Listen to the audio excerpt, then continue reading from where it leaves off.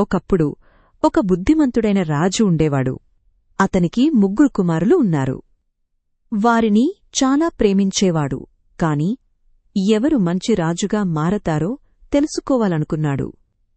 ఒకరోజు రాజు తన కుమారులను పిలిచి ప్రతి ఒక్కరికీ ఒక చిన్న గింజల సంచి ఇచ్చాడు.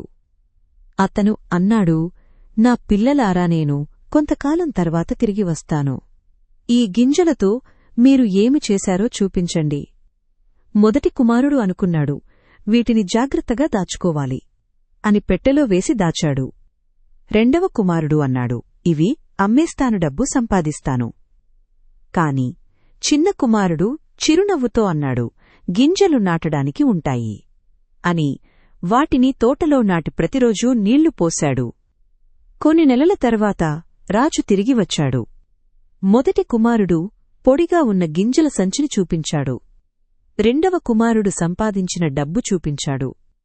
మూడవ కుమారుడు రాజును తోటకు తీసుకెళ్లి చెట్లు పూలు పండ్లు నిండిన అందమైన తోటను చూపించాడు.